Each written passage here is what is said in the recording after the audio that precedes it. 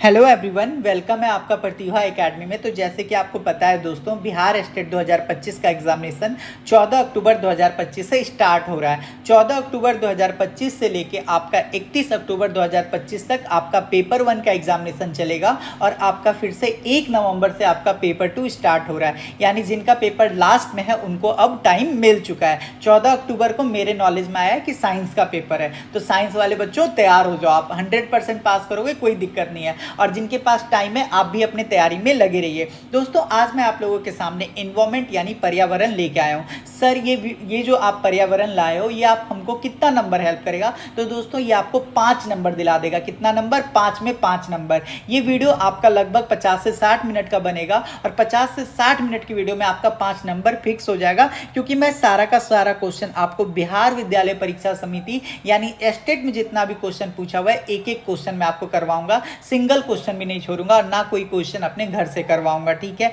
तो ये जो बुक है आपका बहुत ही इंपॉर्टेंट बुक है। जिनके पास भी टाइम है दोस्तों, जैसे जिनका पेपर 30 तारीख को है, 26 तारीख को है, आपका 22 तारीख को है, आपके पास टाइम आ चुका है, तो इस बुक को जरूर लगा लीजिए। क्योंकि इस बुक में देखो आपका 50 अंक यानी आर्ट ऑफ टीचिंग और अन्य दक्षता, मैथ, रीजनिंग सब कुछ इस बुक में है। तो आप इसको लगाइए ताकि आपका मार्क्स काफ़ी अच्छा है, क्योंकि आप एक टीचर बनने जा रहे हो, तो आप बस पास होने के लिए मत सोचिए, ठीक है? तो दोस्तों ये वीडियो किसके लिए इंपॉर्टेंट है? तो मैंने बोल दिया, आप 9-10 का फॉर्म भरे हो या आप 11-12 का फॉर्म भरे हो, सबके लिए इंपॉर्टेंट है। दूसरा बात, आपका पासिंग मार्क्स आप लोग पूछते हो, तो जनरल का 75 है, ओबीसी को 68.25 लाना है, ईबीसी को 63.75 लाना है और एससी एसटी को 60 और फीमेल को 60 नंबर लाना है। दोस्तों मैंने आप लोगों को प्रॉमिस किया था कि जो आपका सब्जेक्ट 100 नंबर का आता है, ये तो आपको खुद से करना है, लेकिन जो आपका शिक्षण कला और अदर आता है 50 नंबर का, इसमें मैं आपको हेल्प करूंगा।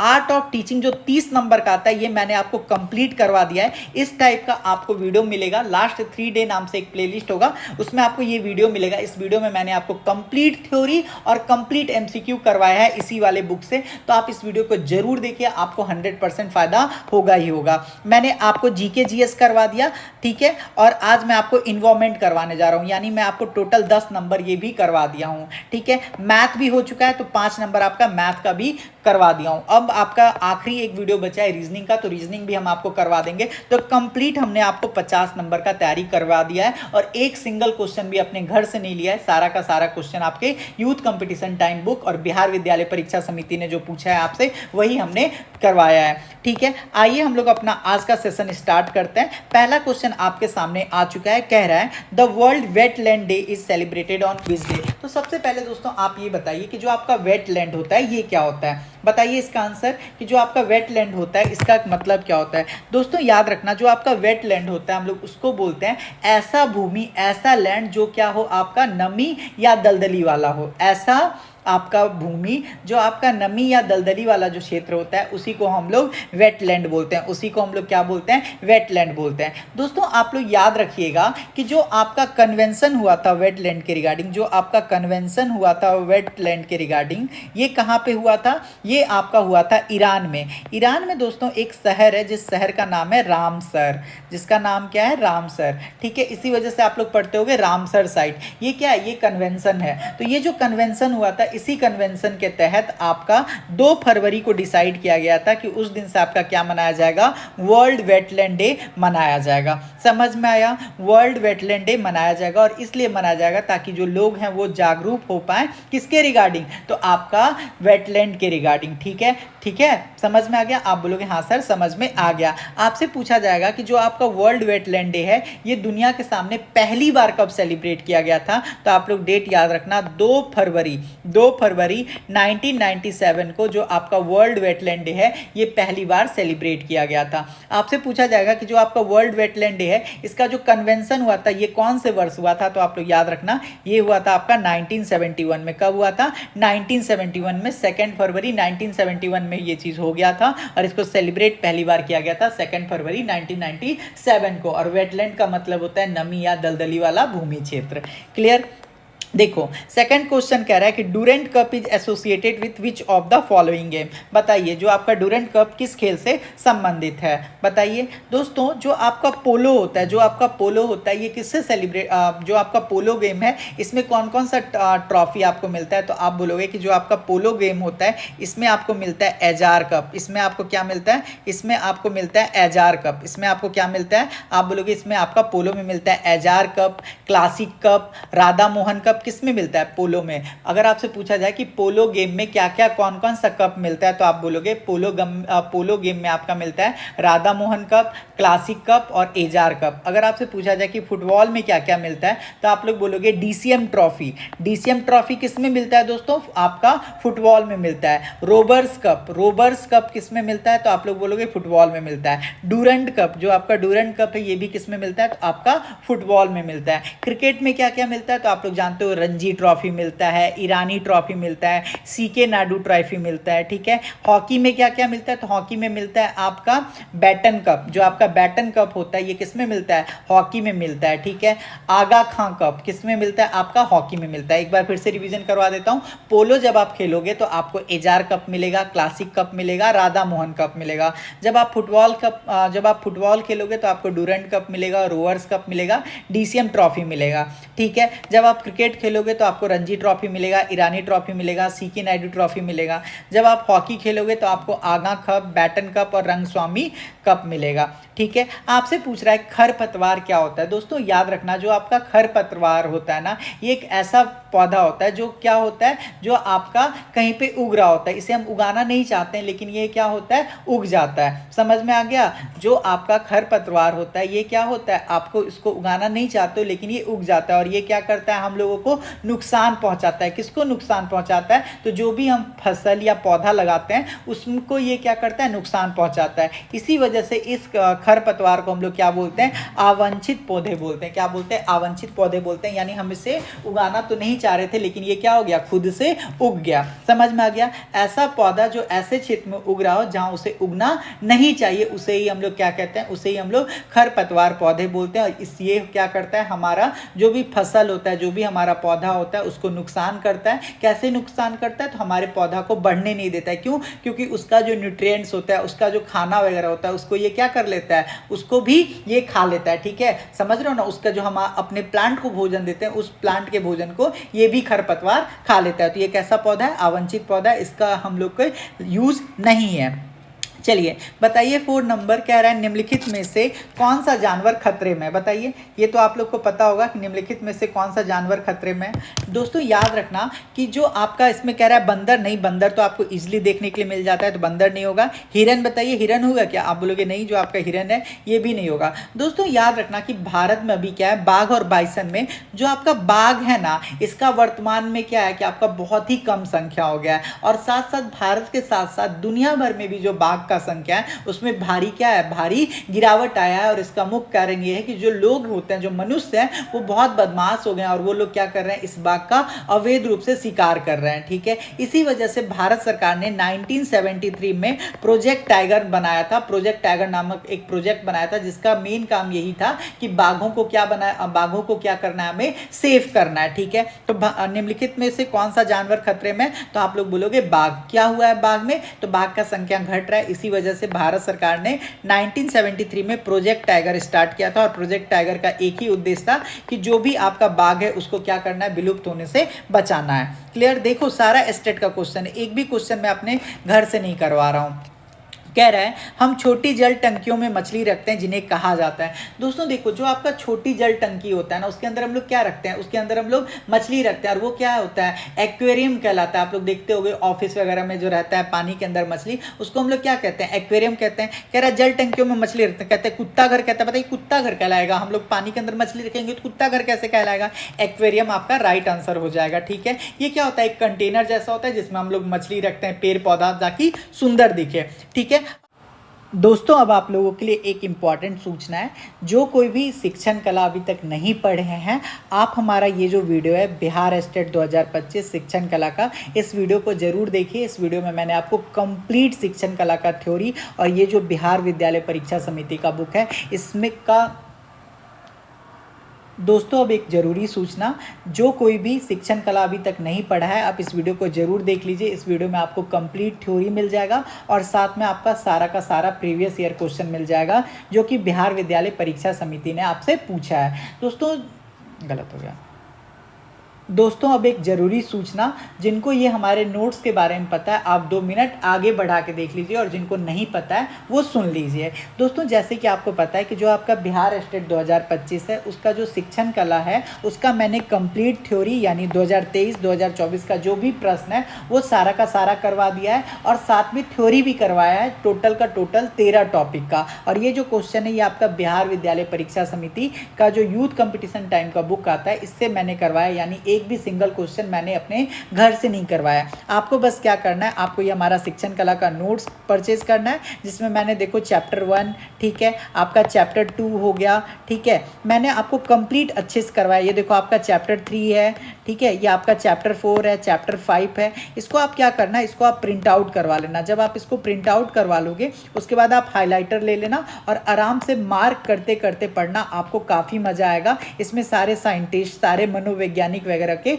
नाम दिए हुए हैं जिसको आपको याद करना काफ़ी ईजी हो जाएगा, ठीक है। इसके साथ साथ हम आपको क्या प्रोवाइड करेंगे, इसके साथ साथ हम आपको प्रीवियस ईयर का क्वेश्चन प्रोवाइड करेंगे। जैसे मान के चलो हमारे जो कंप्यूटर वाले साथी हैं, हमारे कंप्यूटर वाले साथी के साथ दिक्कत क्या है कि वो लोग बैंगलोर वगैरह में कोई जॉब कर रहा है, कोई दिल्ली में जॉब कर रहा है, तो उनके पास टाइम नहीं है और आपका पेपर भी अब नवंबर में होगा, ठीक है। तो आप इस नोट्स को निकाल लेना और इस नोट्स को अगर आप 1-2 बार भी पढ़ लोगे ना तो आपका 100% है कि शिक्षण कला में 30 में 30 आ जाएगा। क्योंकि शिक्षण कला में बस आपके अंदर समझ विकसित होना बहुत ज़्यादा जरूरी है। अगर आपके अंदर समझ विकसित हो गया तो आप शिक्षण कला को कर ले जाओगे, ठीक है। दूसरा चीज़ ये है कि जैसे बहुत सारे स्टूडेंट म्यूज़िक के हैं, आपका योगा फील्ड से हैं, तो आपका भी पेपर अब नवंबर में, तो आप सारे लोग परचेज करके आराम से पढ़ सकते हो। हम आपको ये बिहार विद्यालय परीक्षा समिति का ये बुक प्रोवाइड करेंगे, साथ में आपको हैंड रिटन नोट्स प्रोवाइड करेंगे। और जैसे आपका कंप्यूटर पेपर है तो हम आपको कंप्यूटर का प्रीवियस ईयर क्वेश्चन प्रोवाइड करेंगे, मैथ है तो आपका मैथ प्रोवाइड करेंगे, साइंस का तो खैर 14 तारीख का है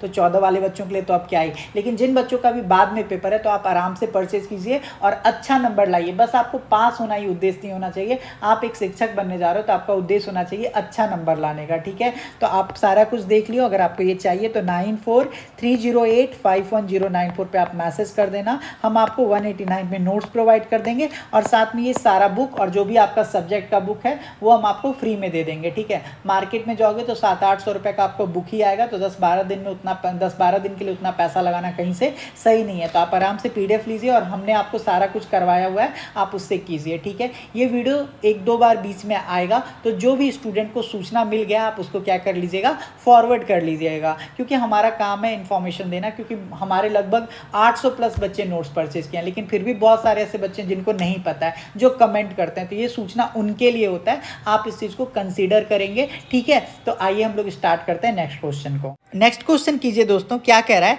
कह रहा है कि जो आपका मिनरल होता है, ठीक है, जो आपका फॉसिल फ्यूल्स होता है, जो आपका मिनरल्स होता है, जो आपका फॉसिल फ्यूल्स होता है, ये आपके एग्जाम्पल होते हैं नॉन रिन्यूएबल सोर्स के। किसके एग्जाम्पल होते हैं, नॉन रिन्यूएबल सोर्सेज के, ठीक है। तो इसको बनने में कितना टाइम लगता है, तो दोस्तों सबसे पहले आप मुझे ये बताओ कि जो आपका रिन्यूएबल सोर्स होता है, जो आपका रिन्यूएबल सोर्स होता है, इसका क्या मतलब होता है, और जो आपका नॉन रिन्यूएबल सोर्स होता है इसका क्या मतलब होता है, आप लोग मुझे बताओ। और हिंदी वालों का तो आपका क्वेश्चन लिखा ही हुआ है, ठीक है। तो मैं आपको एक एक चीज़ समझा देता हूँ। दोस्तों देखो, जो आपका रिन्यूएबल सोर्सेज होता है ना, ये एक ऐसा सोर्स होता है जिसको हम लोग तुरंत बना सकते हैं या तुरंत रिप्लेस कर सकते हैं। ये तुरंत बन जाता है, ये क्या होता है, आपका क्विक बन जाता है, क्विक। इसका एग्जाम्पल होता है जैसे कि आपका सोलर एनर्जी। आप बताओ कभी आपका सूरज का रोशनी खत्म होगा क्या, सौर ऊर्जा, आप बोलोगे नहीं सर। जैसे कि आपका विंड एनर्जी, जैसे कि आपका हाइड्रो इलेक्ट्रिसिटी। हाइड्रो इलेक्ट्रिसिटी वो होता है जब आप वाटर को पास करवाते हो और आपका बिजली बनता है, उसी को हम लोग हाइड्रो इलेक्ट्रिसिटी बोलते हैं। जो आपका नॉन रिन्यूएबल सोर्स होता है, ये एक ऐसा सोर्स होता है दोस्तों जिसको बनाने में आपको ना बहुत मिलियन साल लग जाता है। कितना साल लग जाता है, मिलियन ईयर्स लग जाता है, लाखों वर्ष लग जाता है। इसका रीजन क्या होता है दोस्तों, ये जो होता है ना आपका ऑर्गेनिक मैटर जो होता है, जब जमीन के अंदर जाता है तो उसका डिकम्पोजिशन स्टार्ट होता है और इस डिकम्पोजिशन स्टार्ट स्टार्ट होने में बहुत टाइम लग जाता है, बहुत टाइम लग जाता है। और ये जो डिकम्पोजिशन होता है दोस्तों, ये आपका अर्थ का, आप जानते हो कि अर्थ के अंदर क्या है, प्रेशर है, अर्थ के अंदर प्रेशर है, अर्थ के अंदर हीट है, ठीक है।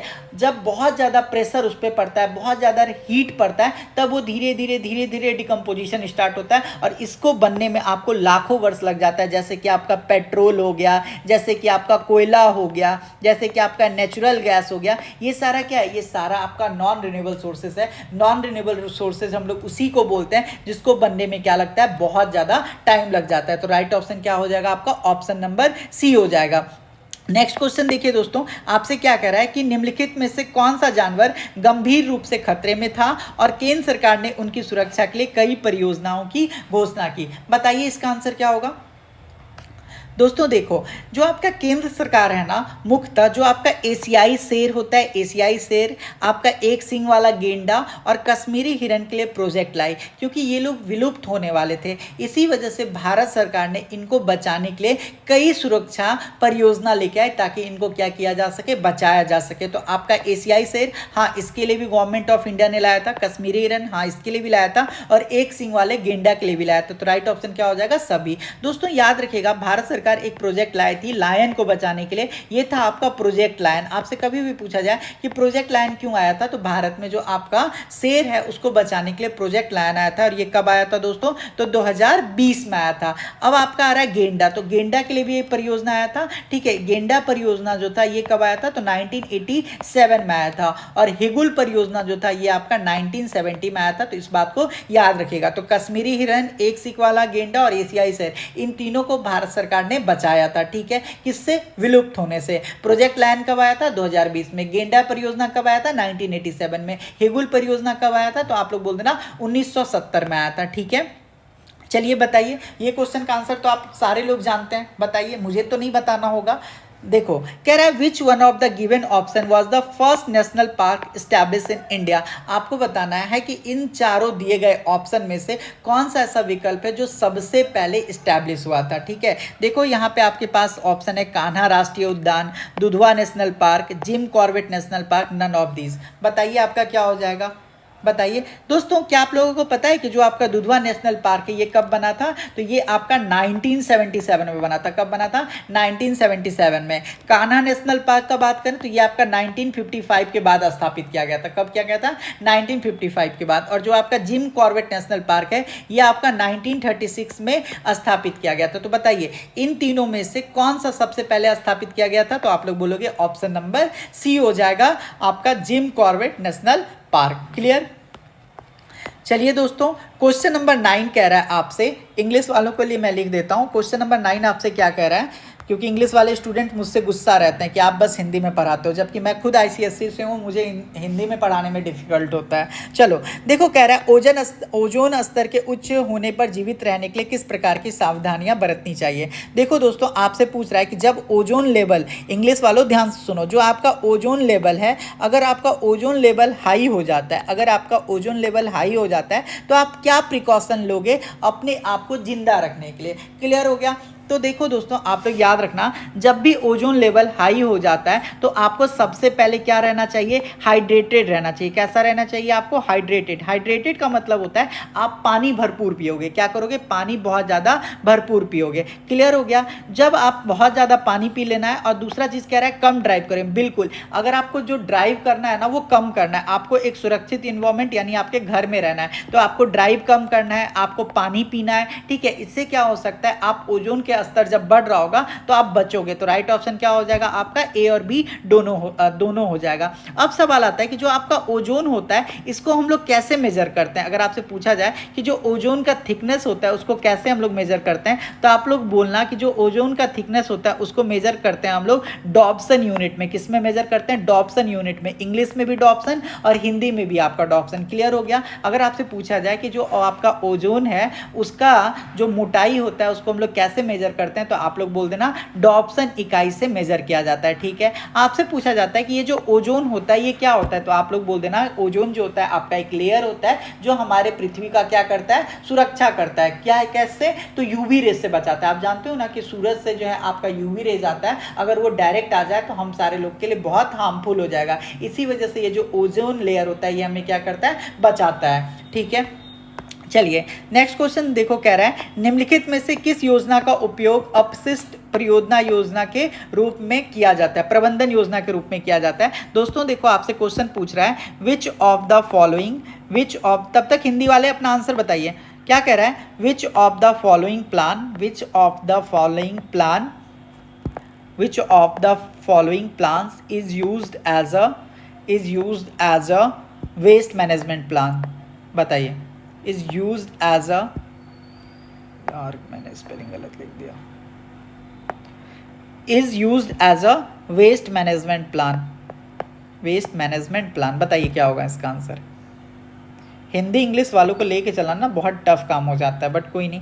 यहाँ पे देखो ऑप्शन है आपका रीयूज प्लान, ठीक है, यहाँ पे है आपका इंटीग्रेटेड प्लान, इंटीग्रेटेड प्लान, उसके बाद है आपका प्लान फॉर रिसाइकलिंग,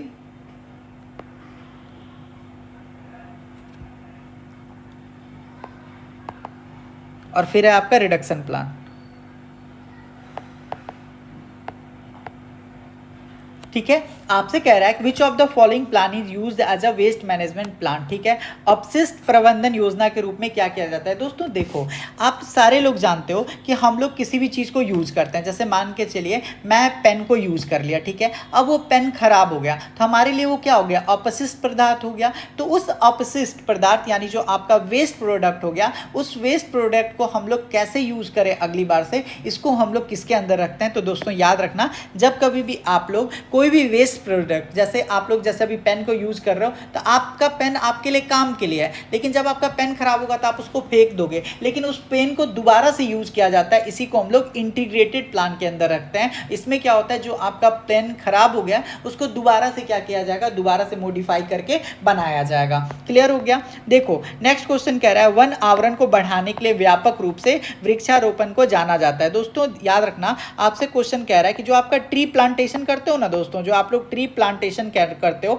इसको हम लोग किस नाम से जानते हैं। तो याद रखना, जब कभी भी आप ट्री लगाओगे तो इसको हम लोग क्या बोलते हैं, इसको हम लोग बोलते हैं आपका, जब कभी भी आप लोग ट्री लगाते हो तो इसी को हम लोग क्या बोलते हैं, इसी को हम लोग फॉरेस्ट्री बोलते हैं, यानी वनीकरण बोलते हैं। और जब आप प्लांट को काटोगे तो इसको हम लोग वन की कटाई बोलते हैं, यानी डिफॉरेस्टेशन बोलते हैं। क्या बोलते हैं इसको, इसी को हम लोग डिफॉरेस्टेशन बोल देते हैं। तो समझ में आ गया, अगर आप वन को काटोगे तो क्या बोलते हैं, इसको डिफॉरेस्टेशन बोलते हैं। और अगर आप वन को लगाते हो तो इसको क्या बोलते हैं, वनीकरण, यानी अगर आप पौधा लगा रहे हो तो इसको हम लोग वनीकरण बोलते हैं। और अगर आप काट रहे हो, पेड़ काटने वाले हो, तो आप लोग बोलोगे डिफॉरेस्टेशन। अब आप लोग बताओ कि आप लोग को क्या बनना है, आप लोगों को ऑप्शन ए बनना है या ऑप्शन बी बनना है, बताइए क्या बनना चाहते हो आप लोग, ऑप्शन ए या ऑप्शन बी, पेड़ काटने वाले बनना चाहते हो या पेड़ लगाने वाले, ठीक है, आप लोग बताना। चलो कह रहा है महासागरों के बड़े प्रभावी के कारण समुद्र का तापमान भूमि के तापमान की तुलना में अधिक धीरे धीरे बढ़ता है। दोस्तों याद रखिएगा कि आपका जो ओशियन है, जो आपका ओशियन का जो टेम्परेचर होता है वो धीरे धीरे बढ़ता है लैंड टेम्परेचर से, बिकॉज जो हीट कैपेसिटी होता है ना, जो हीट कैपेसिटी होता है वो आपका ज़्यादा होता है। इसी वजह से जो आपका ट्रांसफर होता है वो क्या होता है, धीरे धीरे बढ़ता है। ठीक है, समुद्र का जो तापमान होता है वो भूमि के तापमान की तुलना में अधिक धीरे धीरे बढ़ता है। इसका मेन कारण क्या है, इसका मेन कारण है आपका हीट ट्रांसफर। मेन कारण क्या है, हीट ट्रांसफर। इसको आप लोग याद रखिएगा। समुद्र का तापमान जो होता है भूमि के तापमान की तुलना में अधिक धीरे धीरे बढ़ता है, इसका मेन कारण यही है, हीट ट्रांसफर। ठीक है, फिर आपसे कह रहा है कि गुलाबी सिर वाली बत्तख किस श्रेणी में आते हैं, बताइए। जो आपका गुलाबी सिर वाली बत्तख है, सबसे पहले आप लोग याद रखना, जो आपका गुलाबी सिर वाली बत्तख होता है ये आपका इंडेंजर्ड स्पीसीज है। क्या है, यानी विलुप्त होने के कगार पर है। ठीक है, जो आपका गुलाबी सिर वाला बत्तख है ये आपका इंडेंजर्ड स्पीसीज है, यानी विलुप्त होने वाला प्रणाली है। ठीक है, इसको क्या है, इसको संरक्षण प्रदान है। जो आपका कौन है, जो आपका गुलाबी सिर वाला बत्तख है, इसको क्या है, इसको आपका IUCN के द्वारा क्या है, आपका इसको संरक्षण प्रदान है। ठीक है, IUCN के द्वारा इसको संरक्षण प्रदान है, किसको, आपका गुलाबी सिर वाले बत्तख को। तो जो आपका गुलाबी सिर वाला बत्तख है ये कैसा प्रजाति हो जाएगा, तो ये आपका विलुप्त प्रजाति हो जाएगा। ठीक है, और इसको कब शामिल किया गया था, तो याद रखना इसको 1963 में शामिल कर लिया गया था। कब शामिल किया गया था, 1963 में इसको शामिल किया गया था। ये जो आपका IUCN है इसका स्थापना कब हुआ था? तो 5 अक्टूबर को हुआ था। और कब हुआ था? तो 1948 को हुआ था। कहाँ पे हुआ था? फ्रांस में हुआ था। अब आप लोग फुल फॉर्म भी पूछोगे कि IUCN का फुल फॉर्म क्या होता है, चलो मैं बता ही देता हूँ। इसका फुल फॉर्म होता है IUCN का international union for conservation of nature. अगर आपसे कभी भी क्वेश्चन पूछा जाए कि जो आपका IUCN इसका फुल फॉर्म क्या होता है, तो आप लोग बोल देना international union for conservation of nature. इसका स्थापना कब हुआ है? तो 5 अक्टूबर 1948 को हुआ है। कहाँ पे हुआ है? फ्रांस में हुआ है। और इसका मेन काम यही है कि जो भी आपका प्राणी विलुप्त हो रहा है, जैसे जो भी असुरक्षित हो या दुर्लभ जीव हो, इसको ये क्या करता है? इसको ये संरक्षण देने का काम करता है। कैसे संरक्षण जारी करता है? तो इनका पास एक बुक है जिसको ये लोग बोलते हैं रेड डाटा बुक। ये लोग ना रेड डाटा बुक जारी करते हैं और इसमें जो भी प्राणी विलुप्त होने के कगार पे हैं या असुरक्षित हैं लोगों से, उसको इसके अंदर डाल देते हैं और फिर उनको प्रोटेक्शन देने का काम करते हैं IUCN। तो जो आपका गुलाबी सिर वाला बत्तख है उसको कब शामिल किए थे? तो 1963 में किए थे। क्लियर हो गया? बताओ जो आपका IUCN इसका फुल फॉर्म क्या होता है, जल्दी बोलो। International union for conservation of nature. ये कैसा बुक जारी करती है, कैसा डेटा जारी करती है? तो रेड डेटा बुक। इसमें क्या होता है? तो जो भी आपका असुरक्षित जानवर है या दुर्लभ जीव है उसके अंदर इसका डेटा रहता है। गुलाबी सिर वाले बत्तख को कब IUCN ने शामिल किया? तो 1963 में। IUCN का स्थापना कब हुआ था? तो 5 अक्टूबर 1948 को। कहाँ पे हुआ था? तो फ्रांस में हुआ था। दोस्तों अब आप लोगों के लिए एक इम्पॉर्टेंट सूचना है। जो कोई भी शिक्षण कला अभी तक नहीं पढ़े हैं, आप हमारा ये जो वीडियो है बिहार स्टेट 2025 शिक्षण कला का, इस वीडियो को ज़रूर देखिए। इस वीडियो में मैंने आपको कंप्लीट शिक्षण कला का थ्योरी और ये जो बिहार विद्यालय परीक्षा समिति का बुक है इसमें का दोस्तों अब एक ज़रूरी सूचना, जो कोई भी शिक्षण कला अभी तक नहीं पढ़ा है आप इस वीडियो को ज़रूर देख लीजिए। इस वीडियो में आपको कंप्लीट थ्योरी मिल जाएगा और साथ में आपका सारा का सारा प्रीवियस ईयर क्वेश्चन मिल जाएगा जो कि बिहार विद्यालय परीक्षा समिति ने आपसे पूछा है। दोस्तों गलत हो गया। दोस्तों अब एक ज़रूरी सूचना, जिनको ये हमारे नोट्स के बारे में पता है आप 2 मिनट आगे बढ़ा के देख लीजिए और जिनको नहीं पता है वो सुन लीजिए। दोस्तों जैसे कि आपको पता है कि जो आपका बिहार स्टेट 2025 है उसका जो शिक्षण कला है उसका मैंने कंप्लीट थ्योरी यानी 2023-2024 का जो भी प्रश्न है वो सारा का सारा करवा दिया है और साथ में थ्योरी भी करवाया है, टोटल का टोटल 13 टॉपिक का। और ये जो क्वेश्चन है ये आपका बिहार विद्यालय परीक्षा समिति का जो यूथ कंपटीशन टाइम का बुक आता है इससे मैंने करवाया, यानी एक भी सिंगल क्वेश्चन मैंने अपने घर से नहीं करवाया। आपको बस क्या करना है, आपको ये हमारा शिक्षण कला का नोट्स परचेज करना है जिसमें मैंने देखो चैप्टर 1, ठीक है, आपका चैप्टर 2 हो गया, ठीक है, मैंने आपको कंप्लीट अच्छे से करवाया। ये देखो आपका चैप्टर 3 है, ठीक है, ये आपका चैप्टर 4 है, चैप्टर 5 है। इसको आप क्या करना है, इसको आप प्रिंट आउट करवा लेना। जब आप इसको प्रिंट आउट करवा लोगे उसके बाद आप हाईलाइटर ले लेना और आराम से मार्क करते करते पढ़ना, आपको काफ़ी मज़ा आएगा। इसमें सारे साइंटिस्ट, सारे मनोवैज्ञानिक वगैरह के नाम दिए हुए हैं जिसको आपको याद करना काफ़ी ईजी हो जाएगा, ठीक है। इसके साथ साथ हम आपको क्या प्रोवाइड करेंगे, इसके साथ साथ हम आपको प्रीवियस ईयर का क्वेश्चन प्रोवाइड करेंगे। जैसे मान के चलो हमारे जो कंप्यूटर वाले साथी हैं, हमारे कंप्यूटर वाले साथी के साथ दिक्कत क्या है कि वो लोग बैंगलोर वगैरह में कोई जॉब कर रहा है, कोई दिल्ली में जॉब कर रहा है, तो उनके पास टाइम नहीं है और आपका पेपर भी अब नवंबर में होगा, ठीक है। तो आप इस नोट्स को निकाल लेना और इस नोट्स को अगर आप 1-2 बार भी पढ़ लोगे ना तो आपका 100% है कि शिक्षण कला में 30 में 30 आ जाएगा। क्योंकि शिक्षण कला में बस आपके अंदर समझ विकसित होना बहुत ज़्यादा जरूरी है। अगर आपके अंदर समझ विकसित हो गया तो आप शिक्षण कला को कर ले जाओगे, ठीक है। दूसरा चीज़ ये है कि जैसे बहुत सारे स्टूडेंट म्यूज़िक के हैं, आपका योगा फील्ड से हैं, तो आपका भी पेपर अब नवंबर में, तो आप सारे लोग परचेज करके आराम से पढ़ सकते हो। हम आपको ये बिहार विद्यालय परीक्षा समिति का ये बुक प्रोवाइड करेंगे, साथ में आपको हैंड रिटन नोट्स प्रोवाइड करेंगे। और जैसे आपका कंप्यूटर पेपर है तो हम आपको कंप्यूटर का प्रीवियस ईयर क्वेश्चन प्रोवाइड करेंगे, मैथ है तो आपका मैथ प्रोवाइड करेंगे, साइंस का तो खैर 14 तारीख का है तो 14 वाले बच्चों के लिए तो अब क्या ही, लेकिन जिन बच्चों का भी बाद में पेपर है तो आप आराम से परचेज कीजिए और अच्छा नंबर लाइए। बस आपको पास होना ही उद्देश्य नहीं होना चाहिए, आप एक शिक्षक बनने जा रहे हो तो आपका उद्देश्य होना चाहिए अच्छा नंबर लाने का, ठीक है। तो आप सारा कुछ देख लियो। अगर आपको ये चाहिए तो 9430851094 पे आप मैसेज कर देना, हम आपको 189 में नोट्स प्रोवाइड कर देंगे और साथ में ये सारा बुक और जो भी आपका सब्जेक्ट का बुक है वो हम आपको फ्री में दे देंगे, ठीक है। मार्केट में जाओगे तो 700-800 रुपये का आपको बुक ही आएगा, तो 10-12 दिन में उतना 10-12 दिन के लिए उतना पैसा लगाना कहीं से सही नहीं है। तो आप आराम से PDF लीजिए और हमने आपको सारा कुछ करवाया हुआ है, आप उससे कीजिए, ठीक है। ये वीडियो एक दो बार बीच में आएगा, तो जो भी स्टूडेंट को सूचना मिल गया आप उसको क्या कर लीजिएगा, फॉरवर्ड कर लीजिएगा, क्योंकि हमारा काम है इन्फॉर्मेशन देना। क्योंकि हमारे लगभग 800 प्लस बच्चे नोट्स परचेज किए हैं, लेकिन फिर भी बहुत सारे ऐसे बच्चे जिनको नहीं पता है, जो कमेंट करते हैं, तो ये सूचना उनके लिए होता है। आप इस चीज़ को कंसीडर करेंगे, ठीक है। तो आइए हम लोग स्टार्ट करते हैं नेक्स्ट क्वेश्चन को। अब देखो क्वेश्चन नंबर 14 में आपसे एयर क्वालिटी इंडेक्स के बारे में पूछ रहा है। किसके बारे में पूछ रहा है? एयर क्वालिटी इंडेक्स के बारे में पूछ रहा है। क्लास ऐसे मैं रखूंगा ना, ताकि ना आपको इंग्लिश वालों को दिक्कत हो ना हिंदी वालों को दिक्कत हो। आपसे कह रहा है एयर क्वालिटी इंडेक्स के बारे में निम्नलिखित में से कौन सा कथन सत्य है। देखो दोस्तों, जो आपका एयर क्वालिटी इंडेक्स होता है ये बताता है कि जैसे मान के चलो आप पटना में रह रहे हो, तो एयर क्वालिटी इंडेक्स यही बात बताएगा कि आपका जो पटना का हवा है वो कितना साफ है, आपकी बॉडी के लिए वो कितना हार्मफुल है और कितना यूजफुल है। यही चीज़ आपका एयर क्वालिटी इंडेक्स बताता है। जो आपका एयर क्वालिटी इंडेक्स है इसका शुरुआत 2014 में हुआ था, और इसके अंदर दोस्तों 8 पॉल्यूटेंट यानी 8 प्रदूषकों को इसमें शामिल किया गया था। इसी के वैल्यू के आधार पर आपका जो एयर क्वालिटी है, एयर क्वालिटी इंडेक्स है, उसको तैयार किया जाता है। और इससे पता चलता है कि जो आपके शहर में ओजोन का स्तर है वो कितना है। इसके अंदर जो आपका 8 पॉल्यूटेंट यानी 8 प्रदूषक है वो कौन कौन सा है? तो पहला है आपका PM10। पहला कौन सा है आपका?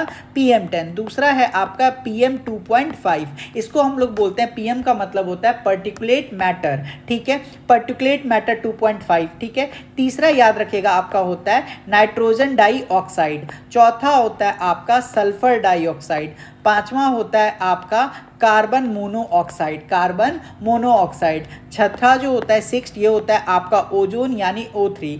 सातवां होता है आपका NH3 यानी अमोनिया। और आठवां होता है आपका PB यानी लीड। इसी के अकॉर्डिंग पता चलता है कि आपके शहर का जो एयर क्वालिटी इंडेक्स है वो क्या है, और इसी के आधार पर आपके ओजोन का स्तर बताया जाता है, और बताया जाता है कि आपके शहर में कितना हवा का इंडेक्स है। आप लोग देखते होंगे दिल्ली में बोला जाता है कि एयर क्वालिटी इंडेक्स बहुत ज़्यादा खराब हो गया है। ये इन्हीं 8 चीज़ों से क्या किया जाता है, मेजर किया जाता है, और इसका शुरुआत 2014 में हुआ था। अब देखिए कह रहा है ये वायु का रंग बताता है, गलत। कह रहा है यह आपके क्षेत्र में ओजोन के स्तर की भविष्यवाणी करता है, बिल्कुल सही जवाब है। ध्वनि प्रदूषण तो गलत ही हो जाएगा, ठीक है।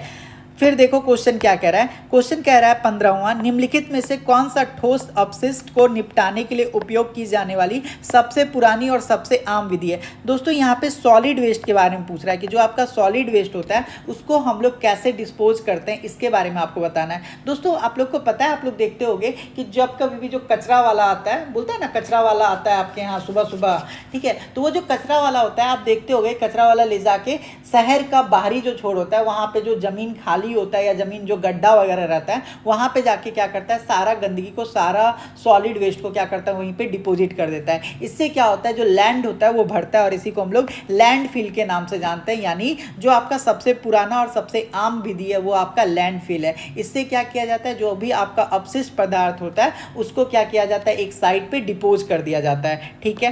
क्वेश्चन नंबर 16 देखिए क्या कह रहा है। कह रहा है वन की कटाई से आमतौर पर किसमें कमी आती है। दोस्तों याद रखना, अगर आप वन को काटोगे, अगर आप वन को काटोगे तो उससे क्या होता है, आपका जो वर्षा होता है उसमें कमी आता है, और जिससे क्या होता है आपका टेम्परेचर वगैरह बढ़ता है। आप सारे लोग जानते हो कि जब कभी भी आप वन का कटाई करोगे तो जो भी आपका जल वाष्प होता है उसके उत्पादन में क्या आता है, कमी आता है, जिससे क्या होता है आपका वर्षा भी कम आता है। आप लोग बताओ, जो आपका वन कटाई होता है इसको हम लोग क्या बोलते हैं, तो इसको हम लोग बोलते हैं डिफॉरेस्टेशन। क्या बोलते हैं, जब भी आप वन को काटते हो तो उसको हम लोग क्या बोलते हैं, डिफॉरेस्टेशन बोल देते हैं। अब आपसे पूछ रहा है UNFCCC से तात्पर्य, आपको फुल फॉर्म बताना है कि UNFCCC का फुल फॉर्म क्या होता है, बताइए। तो सबसे पहले आप लोग ये बात बताओ कि जो आपका UNFCCC है इसका फुल फॉर्म क्या होता है, ठीक है।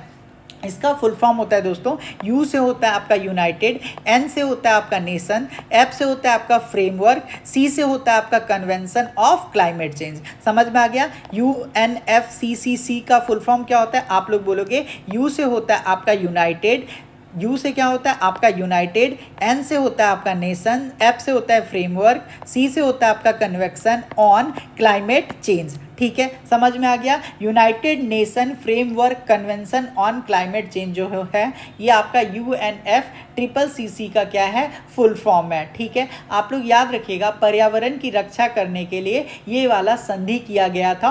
और कब किया गया था, तो इस बात को भी याद रखिएगा, रियो पृथ्वी सम्मेलन में ये चीज़ किया गया था, जो कि हुआ था आपका 1992 में। तो अगर आपसे कभी भी पूछा जाए कि UNFCCC का मतलब क्या होता है, तो आप लोग बोल देना United nation framework convention on climate change. इसी को हम लोग UNFCCC कहते हैं। और इसका मेन काम यही है कि जो हमारा पर्यावरण है उसको क्या करता है, रक्षा करना है। और ये क्या नाम से जाना जाता है इस संधि को, तो हम लोग रियो पृथ्वी सम्मेलन में इस UNFCCC संधि को सम्मिलित किए थे। ठीक है, और ये कब हुआ था, 1992 में हुआ था। चलो क्वेश्चन नंबर 18 देखो, कह रहा है निम्न में से किसे द्वितीयक वायु प्रदूषक कहा जाता है, यानी सेकेंडरी पॉल्यूटेंट कौन सा है, इसमें आपको इसको जवाब देना है। ठीक है, आपको बताना है कि सेकेंडरी एयर पॉल्यूटेंट कौन सा है। सेकेंडरी यानी इंग्लिश वालों के लिए लिखना पड़ता है यार, सेकेंडरी एयर पॉल्यूटेंट कौन सा होता है, सेकेंडरी एयर पॉल्यूटेंट बताइए।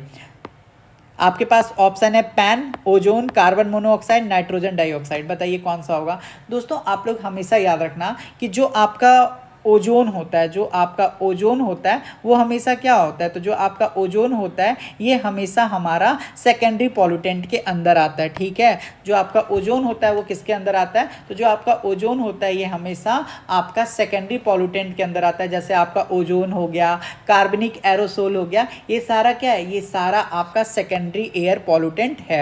अब देखो कह रहा है ठोस कचरे को जलाने की अनुशंसा नहीं की जाती है, क्योंकि बताइए ठोस कचरा को क्यों हम लोग नहीं जलाना चाहते हैं। कह रहा है ये बहुत महंगा है, गलत। कचरा क्या महंगा होगा, कह रहा है इसके लिए बहुत सी जगह की आवश्यकता है, गलत। मान लो कचरा तो कहीं पर रखा ही हुआ है, तो इसके लिए आवश्यकता जगह का आवश्यकता है, क्या क्या बात है। कह रहा है इसके लिए आधुनिक तकनीकों की आवश्यकता है, गलत। कह रहा है यह कई इन्वायरमेंटल मुद्दों का कारण बनता है, बिल्कुल सही बात है। जब आप ठोस कचरे को जलाते हो तो उससे क्या होता है, आपका हानिकारक गैस निकलता है, जो कि हमारे पर्यावरण के लिए क्या होता है, खतरा प्रोड्यूस कर सकता है। तो राइट ऑप्शन आपको पता चल गया होगा, option number D.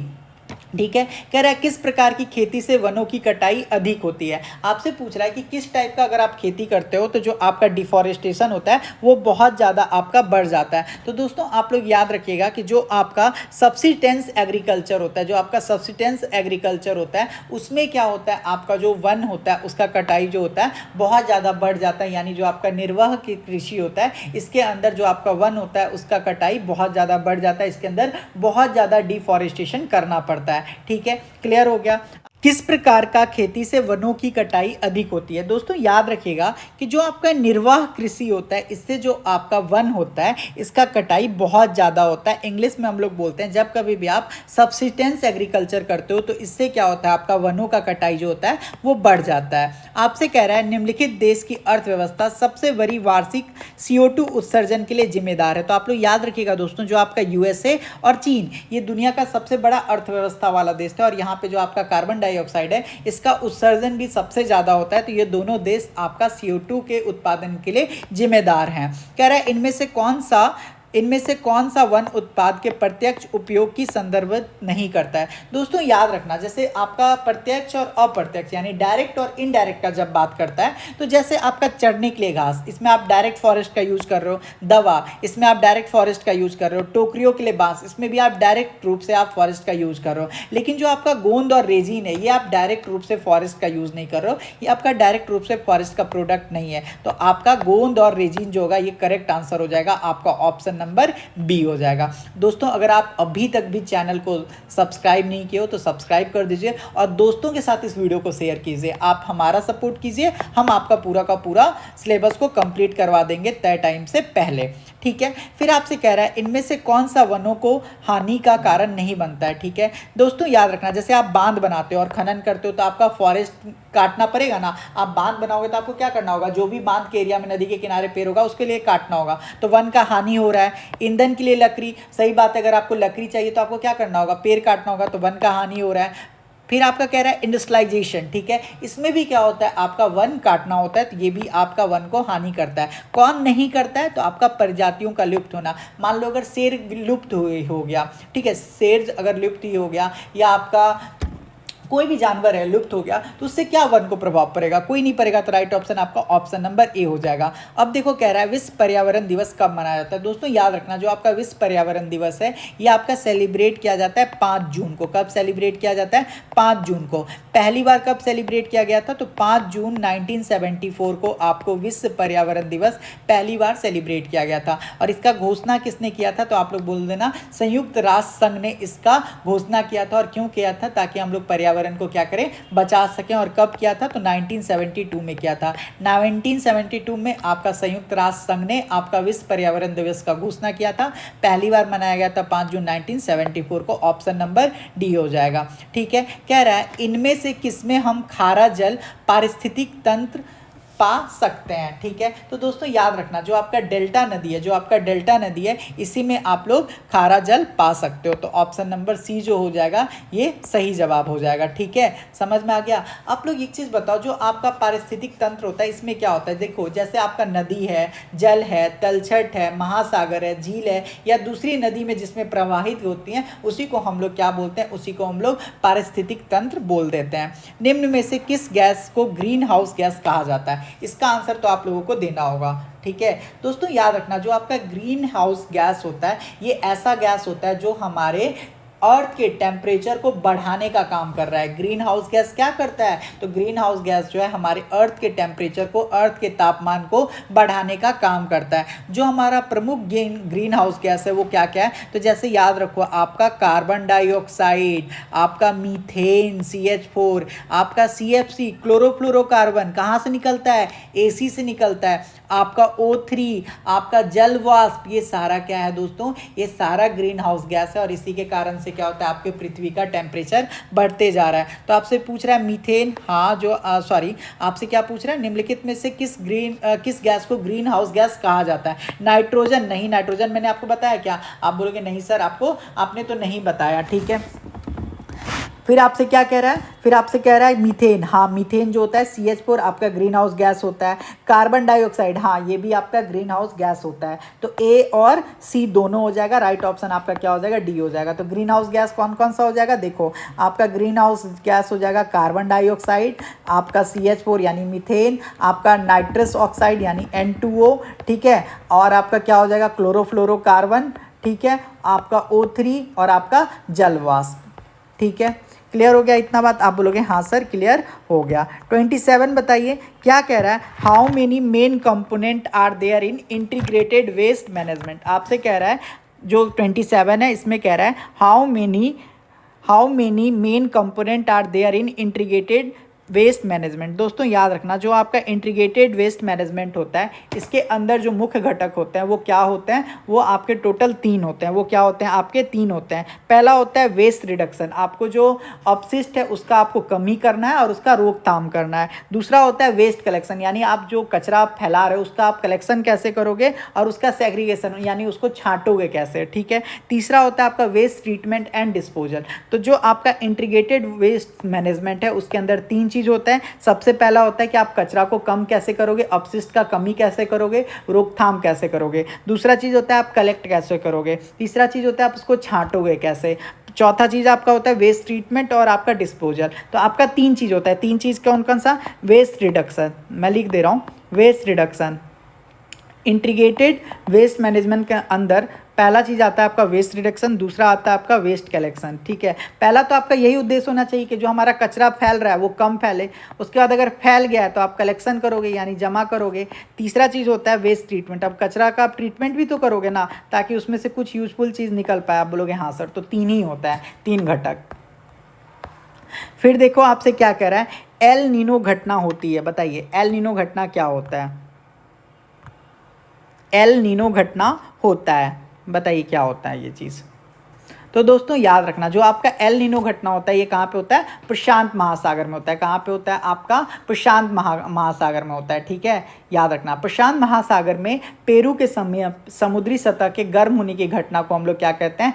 El Nino घटना कहते हैं। क्लियर हो गया? एल नीनो घटना किसे कहते हैं? तो जो आपका प्रशांत महासागर है वहाँ पे पेरू के समीप क्या होता है? जो आपका समुद्री सतह है वो गर्म हो जाता है और उसी गर्म होने को हम लोग क्या बोलते हैं? एल नीनो की घटना बोल देते हैं। ठीक है, प्लास्टिक कचरे के लिए निम्नलिखित में से कौन सा कथन गलत है। दोस्तों याद रखना, जब कभी भी हम लोग प्लास्टिक कचरे का बात करते हैं तो इसमें पूछ रहा है कौन सा गलत है। कह रहा है यह अधिक समय तक रहता है, बिल्कुल जो आपका प्लास्टिक होता है जल्दी गलता नहीं है, ठीक है। कह रहा है जलने पर जहरीले धुएं का उत्पादन करता है, बिल्कुल सही बात है। कह रहा है इसका उपयोग खाद बनाने के लिए, भाई प्लास्टिक का उपयोग खाद बनाने के लिए, गलत जवाब है। तो राइट ऑप्शन क्या हो जाएगा आपका, ऑप्शन नंबर ए हो जाएगा, ठीक है। क्योंकि जो आपका प्लास्टिक होता है ये क्या होता है, नॉन बायोडिग्रेडेबल होता है, यानी इसको बैक्टीरिया वगैरह क्या नहीं कर सकता है, इसको डिकम्पोज नहीं कर सकता है, ठीक है। नॉन बायोडिग्रेडेबल होता है, ठीक है। इस बात को आप लोग याद रखिएगा। कह रहा है वन की कटाई का सबसे बड़ा चालक क्या है। अगर आपका जो वन होता है, the biggest driver of deforestation is, बताइए। इंग्लिश वालों को भी बता दिया, इंग्लिश में कह रहा है the biggest driver of deforestation is, one की कटाइयों का सबसे बड़ा चालक क्या है। कह रहा है जंगल की आग, नहीं, जंगल की आग की वजह से आप लोग डिफॉरेस्टेशन नहीं करते हो। कटाई कह रहा है मतलब कोई आदमी ही कर रहा है। कृषि, खेती के लिए या हम लोग फैक्ट्री वगैरह के लिए ही हम लोग क्या करते हैं, वन का कटाई करते हैं, ठीक है। वन का जो कटाई होता है उसका मेन कारण 70 से 80% जो होता है वो क्या होता है, आपका खेती की वजह से किया जाता है, ठीक है। और याद रखना 2021 में वनों की कटाई में ब्राज़ील दुनिया का सबसे बड़ा योगदान करता था। सबसे ज़्यादा वन कटाई कहाँ पे हुआ था 2021 में, तो आपका ब्राज़ील में हुआ था। और वनों की कटाई का 70 से 80% कारण क्या है, कृषि है, ठीक है। ग्लोबल वार्मिंग पृथ्वी की जलवायु प्रणाली के डैश में एक सदी के पैमाने पर वृद्धि देखी गई है। दोस्तों आप सारे लोग को पता है कि जो आपका ग्लोबल वार्मिंग होता है उससे जो हमारा पृथ्वी होता है उसका तापमान बढ़ता है। और इसमें ऐसा देखा गया है साइंटिस्ट के द्वारा, वैज्ञानिक के द्वारा कि प्रत्येक 100 साल पे जो पृथ्वी का तापमान है ना उसमें 1 डिग्री फ़ारेनहाइट का क्या होता है, बढ़ोतरी होता है। 1 डिग्री फ़ारेनहाइट का क्या होता है, बढ़ोतरी होता है। तो औसत तापमान में कितना डिग्री, 1 डिग्री फ़ारेनहाइट का बढ़ोतरी होता है प्रत्येक 100 साल पे। काला हिरन निम्नलिखित में से किस श्रेणी के जीवों से संबंधित है। दोस्तों याद रखना कि जो आपका काला हिरन है, जो आपका काला हिरन है ये क्या है, ये आपका लुप्त प्राय प्रजातियों के श्रेणी में आता है। काला हिरन जो होता है ये भारत, नेपाल में जनरली पाया जाता था। ये आपको राजस्थान, गुजरात, मध्य प्रदेश, तमिलनाडु वगैरह में भी देखा जाता था, ठीक है। लेकिन अभी क्या है, ये आपका लुप्त प्राय प्राणियों के अंदर आता है, यानी एकदम गायब हो चुका है। दूसरा चीज़ याद रखना कि ये आपका आंध्र प्रदेश का राजकीय पशु है। कौन, काला हिरन। आंध्र प्रदेश का राजकीय पशु क्या है, आपका काला हिरन है। और ये आपका लुप्त प्राय प्रजातियों के अंदर आ चुका है, यानी एकदम गायब हो चुका है, एकदम इक्का दुक्का बचा हुआ होगा ऐसा। दोस्तों इस सेशन को अपने दोस्तों के साथ शेयर कीजिए ताकि उनको भी इस सेशन का फ़ायदा हो पाए और वो भी स्टेट पास कर पाएँ और हमारा भी सपोर्ट हो जाएगा। डीडीटी और एल्युमिनियम के डब्बे किसके उदाहरण हैं। दोस्तों याद रखना जो आपका डीडीटी का डब्बा होता है और जो आपका एल्युमिनियम का डब्बा होता है ये ऐसा डब्बा होता है जिसको हम लोग प्राकृतिक रूप से यानी नेचुरल रूप से क्या नहीं कर सकते हैं, डिकम्पोज नहीं कर सकते हैं। ये धीरे धीरे आपका क्या होता है, ये आपका धीरे धीरे विघटित होता है ना, यानी धीरे धीरे डिकम्पोज होता है। और इसमें सबसे बड़ा प्रॉब्लम क्या होता है कि इसका जो भी आपका सूक्ष्म जीव होता है इसको डिकम्पोज नहीं कर सकता है। माइक्रो ऑर्गेनिज्म जो होता है इसको डिकम्पोज नहीं कर सकता है। तो ये किसका एग्जाम्पल हो जाएगा, तो ये आपका नॉन बायोडिग्रेडेबल का एग्जाम्पल हो जाएगा, option number D. Non biodegradable वही होता है जिसको हम लोग नेचुरल रूप से डिकम्पोज नहीं कर सकते हैं या बहुत धीरे धीरे होता है। कह रहा है निम्नलिखित में से कौन सा ठोस अपशिष्ट नगर ठोस अपशिष्ट शब्द का वर्णन करता है। आपको इंग्लिश में कह रहा है which of the following is a municipal solid waste. यहाँ पे कह रहा है इसका मतलब हो गया इन पॉइजन। बताइए जो आपका पॉइजन है ये आपका म्युनिसिपल वेस्ट है या नहीं है, ठीक है। नॉन टॉक्सिक ये आपका म्युनिसिपल वेस्ट है या नहीं है, ठीक है। आपको यहाँ पे कह रहा है डेंजरियस ये आपका म्युनिसिपल वेस्ट है या नहीं है। और यहाँ पे आपका कह रहा है नॉन हैजर्डियस। दोस्तों याद रखना म्युनिसिपल वेस्ट वही होता है जो आपका नॉन हैजर्डियस हो, ठीक है। आपका जो घर में कचरा वाला गाड़ी आता है वो कौन क्या ले जाता है, तो हैजर्डियस थोड़ी ले जाएगा, वो आपका नॉन हैजर्डियस वेस्ट को ले जाता है, ठीक है, जिस जो आपका घर का कचरा वगैरह होता है। तो ऑप्शन नंबर डी हो जाएगा। देखो कह रहा है जंगल की आग का मुख्य कारण क्या होता है। अब इंग्लिश वालों ये मत बोलना कि आपको ये नहीं समझ में आता है कि जंगल क्या होता है। मैं खुद आईसीएसई बोर्ड से पढ़ा हूँ, ठीक है, तो मैं भी तो कोशिश कर रहा हूँ ना, तो आप भी थोड़ा कोशिश कीजिए, ठीक है। चलो फिर भी मैं बोल देता हूँ। The main cause of forest fire is, बताइए जंगल की आग का मुख्य कारण क्या होता है। देखो ज्वालामुखी, ठीक है, बिजली, ठीक है, प्रदूषण। सबसे अधिक जो होता है ये आपका मानव गतिविधि। अब आप पूछोगे मानव गतिविधि कैसे, जैसे आप लोग घूमने जा रहे हो, ठीक है, तो होता है ना कि घूमने आप जा रहे हो तो आप लोग वहाँ पे कैंप वगैरह लोग लगा के, टेंट वगैरह लोग लगा के वहाँ पर रहते हैं, खाना वगैरह बनाते हैं, सिगरेट वगैरह पीते हैं, ठीक है, और जानवर वगैरह को भगाने के लिए फटाका वगैरह जलाते हैं। तो इसमें क्या होता है, कभी कभी आग लग जाता है। तो मेन जो हो जाएगा आपका मानव गतिविधि हो जाएगा, और ये शोध में पता चला, अपने मन से मैं नहीं बता रहा हूँ। फिर देखो कह रहा है निम्नलिखित में कौन से ग्लोबल वार्मिंग का प्रत्याशित प्रभाव है, ठीक है। आपसे कह रहा है which of the following is the cause of global warming, ठीक है। आपको बताइए ग्लोबल वार्मिंग की वजह से आपको क्या देखने के लिए मिल रहा है, ठीक है। तो समुद्र के स्तर में वृद्धि, बिल्कुल, जब आपका जो बर्फ है वो पिघल रहा है तो इससे क्या हो रहा है, जो आपका सी लेवल है वो इंक्रीज कर रहा है। वर्षा में बदलाव आप देख रहे हो कि जो वर्षा है कभी ज़्यादा हो रहा है, कभी कम हो रहा है, बिल्कुल। रेगिस्तान का विस्तार, सही बात है, तो राइट ऑप्शन क्या हो जाएगा, उपयुक्त सभी, ठीक है। बताइए आपसे किश्तवाड़ राष्ट्रीय उद्यान की स्थापना किस बार हुई थी, बताइए। किश्तवाड़ राष्ट्रीय उद्यान की स्थापना कब हुई थी, बताइए आंसर। तो जो आपका किश्तवाड़ राष्ट्रीय उद्यान है इसका स्थापना 1981 में हुआ था। कब हुआ था, 1981 में। और ये कहाँ पे है, तो ये आपका जम्मू कश्मीर में है। कहाँ पे आपका, जम्मू कश्मीर में है। क्लियर, मज़ा आ रहा है दोस्तों आप लोग को। निम्नलिखित में से कौन सी ग्रीन हाउस गैस नहीं है, अभी बताया था, अब दोबारा तो नहीं बताऊंगा, बताओ निम्नलिखित में से कौन सा ग्रीन हाउस गैस नहीं है। आपको बताना है कौन सा ग्रीन हाउस गैस नहीं है। कार्बन डाइऑक्साइड है, ऑप्शन नंबर सी भी है, मीथेन भी है, लेकिन आपका जो कार्बन मोनोऑक्साइड है ये आपका ग्रीन हाउस गैस नहीं है, ठीक है। आई होप आपको सब समझ में आ रहा होगा। अब हम लोग कहाँ तक पहुँच चुके हैं, 39 पे पहुँच चुके हैं ना। चलिए देखो क्या कह रहा है, why is recycle paper ban for use in food container, ठीक है। जो आपका रिसाइकल पेपर होता है उसको बैन क्यों किया गया है फूड कंटेनर में। Why is recycle paper ban for use in food container, ठीक है। कह रहा है क्योंकि ये बहुत तेज़ी से, या क्योंकि ये बहुत सी जगह बनाता है, ठीक है, क्योंकि यह प्रदूषण पैदा करता है, क्योंकि कागज़ का उपयोग केवल एक ही बार किया जा सकता है, क्योंकि कागज़ बहुत मोटा होता है और खाद्य कंटेनरों को ढक नहीं सकता है। बताइए क्यों इसका किया जाता है।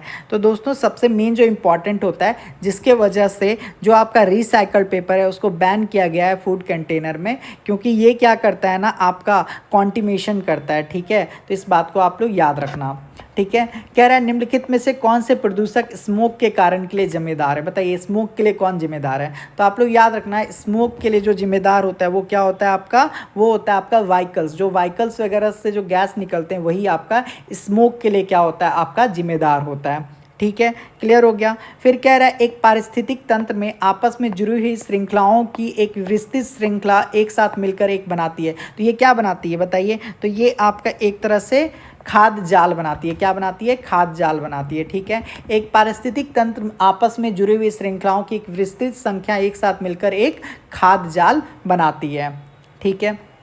फिर देखो कह रहा है इनमें से कौन सा तत्व विश्व में व्यावसायिक ऊर्जा खपत का सबसे बड़ा स्रोत माना जाता है, बताइए कौन सबसे अधिक माना जाता है। तो आप सारे लोग जानते हो, आपको क्या पास कह रहा है, नाभिकीय, नहीं नाभिकीय नहीं होगा, प्राकृतिक गैस नहीं होगा, तेल, बिल्कुल जो आपका तेल है ना वही सबसे ज़्यादा उपयोग में लिया जा रहा है। कौन सा, खास करके पेट्रोलियम, ठीक है। तो इस बात को आप लोग याद रखिएगा।